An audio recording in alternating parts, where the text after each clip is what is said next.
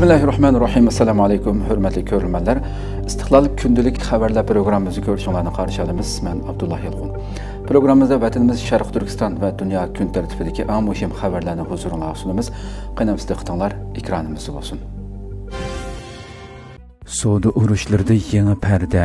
Xitoy BRICS davlatlarini tashkillamoqda. Yer shariy savdodagi kuch tirkishi 2018-yili Amerikaning yuqori tamojna beji bilan boshlangandan keyin Xitoy virusi bilan o'zak urushigacha so'zilgan jarayon davomida yangi pallaga chiqdi. Xitoy bilan Amerika orasidagi savdo urushi geopolitika va geoiqtisodning parchalanishidan geotexnika doirasiga o'zgarmoqda.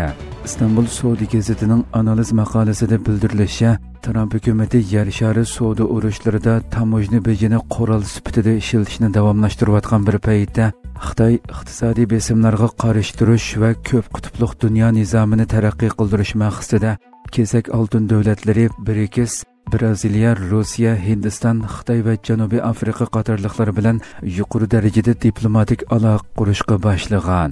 Bu diplomatik yaqinlashishning yaqinqi misollari bo'lsa, Xitoy va Braziliya munosabatining alohida yaqinlashishi va bu yaqinlashishning Amerika prezidenti Trumpning Braziliyaga 50% tamojna beji qo'yish bilan tahdid selishidan keyin o'tirg'a chiqqanligi diqqat qo'zg'agan.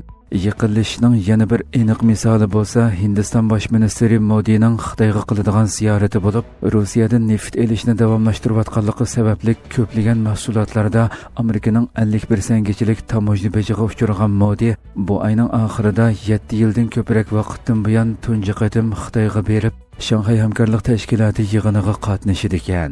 O'tgan yili ikki taraflik savdosi rekord yaratib, 244 milliard 8 million dollarga yetgan Rossiya Xitoyning yaqin ittifoqdoshi sifatida bu o'zgarishning muhim bir qismi deb qaralmoqda. Hindiston davlat bexatarlik maslahatchisi bilan Putin orasida Moskvada amalga oshirilgan yaqinqi suhbatlarda mudofaa aslahalarini yetkazish va neft savdosi masalalari tilga ilingan bo'lib, Putinning Hindistonga ziyorat qilish ehtimoli qiziqish bilan ko'zda.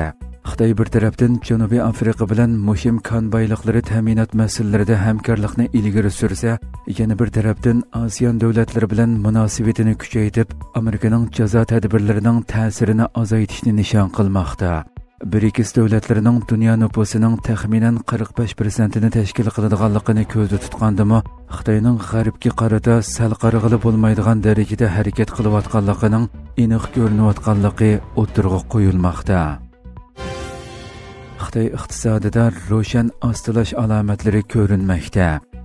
Bu yil iyulda Xitoy iqtisodida ro'shan ostilash alomatlari ko'ringan bo'lib, parcha setish, ishlab chiqarish va mablag' selishning eshishi qatorliqlar mo'ljardan tuvan bo'lganlikdan Xitoy rejimi siyosiy qo'llash tadbirlarini yangilash besimiga duch kelmoqda.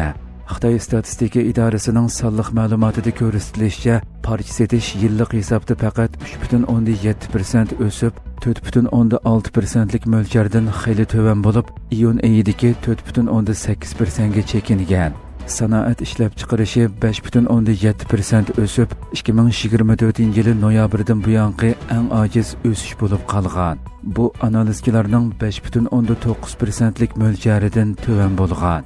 Muqimlik mablag'i yilning birinchi yarmidagi 2.8%dan dastlabki 7 oyda 1.6% ga chekingan bo'lib, o'xshash mazgil ichida 12% tushgan uy mulk mablag'ida ig'ir tuvanlashning ta'siri kuchli bo'lgan. Ishsizlik nisbati iyul oyida 5.2% ga ko'tarilgan. O'quvchilarni hisobga olmaganda yoshlarning ishsizligi 14% ning ustida turib, ishchi kuchi bozoridagi qiyinchilikning davomlashayotganligiga ishorat qilgan. Iqtisodshunoslar yangi rag'batlantirish chorasi bo'lmasa, Xitoyning nishonni ishga oshirishining mumkin emasligi haqida ogohlantirmoqda. Navbatda Beijing va Washington tamojna bejini yana 90 kun uzartish haqida kelishimga kelgan bo'lsa-mu, ammo jiddiychilik yanada davomlashmoqda. Analizchilar asosiy kelishmasliklarning, ya'ni texnika, savdo va geopolitikaning hal qilinishidan xili yiroq ekanligini ta'kidlab, bu yil ichida bo'lishi mumkin bo'lgan yuqori darajalik uchrashishlarga ishorat qildi. Xitoy Chex prezidenti Petr Pavel bilan barliq munosabatlarini uzdi. Xitoy Chex prezidenti Petr Pavelning Hindistonda Tibetning diniy dahisi Dalay Lama bilan yaqinda ko'rishganligi sababidan uning bilan barliq munosabatlarni to'xtatib qo'yganligini e'lon qildi. Peter Pavel o'tgan oy Hindistonga qilgan ziyoratida Dalay Lama bilan ko'rishib, uning 90 yoshga kirganligini tabriklagan edi. Dalay Lama Tenzin Gyatso 1959-yili Xitoyning Tibetdagi bostirishlardan qochib Himalaya tog'laridagi Dharamsala kentiga yerlashgan. Xitoy Tibetni xuddi Sharq Turkistonga o'xshashla o'z zaminining bir qismi deb bildirlab kelayotgan bo'lib, Dalay Lamani bo'lgunchilik bilan ayblab kelmoqda. Xitoy Tashqi ishlar ministrligi seshanba kuni e'lon qilgan bayonotida bu ko'rishishning Chex hukumatining Xitoy rejimiga bergan siyosiy va'dasini jiddiy shaklda buzganligini va Xitoyning egilik huquqi va zamin butunligiga ziyon yetkazganligini bildirib chalvoqidi. Xitoy Iroqning Arbil viloyatiga o'z ravqini tikladi. Xitoy rejimi yaqinqi yillardan buyon har qaysi davlatlarda, bo'libmi musulmon ellarda o'zining Sharq Turkistondagi irqiy qirg'inchilik jinoyatlarini yepish, musulmonlarni qaymoqtirish, mazkur davlatlarda har xil imtiyozlarga erishish, shundaqli bu ellarda atalmish do'stlik bog'chilari nomida Xitoy uslubida bog'chilarni saylish orqali singib kirishga urinmoqda. Bunun cümlesinden Xitoy bu qatim Iroqning Arbil viloyatiga ko'z tikkan bo'lib, Arbil bog'cha boshqarish idorasi bayonotchisi Sarvar Vaysi Xitoy yasab bergan bog'chaning qurilishining tamomlanganligini va yaqinda ochiladiganligini e'lon qildi. Arbil bog'cha boshqarish idorasi bayonotchisi Sarvar Vaysi bu yil may oyida Xitoylarning o'z uslubida bir bog'cha yasashga boshlaganligini, 90 kunda bitkizish mo'ljallangan bog'chaning 10 avgustda tamom bo'lib, hozir ekilish tayyorligi qilinayotganligini bildirdi.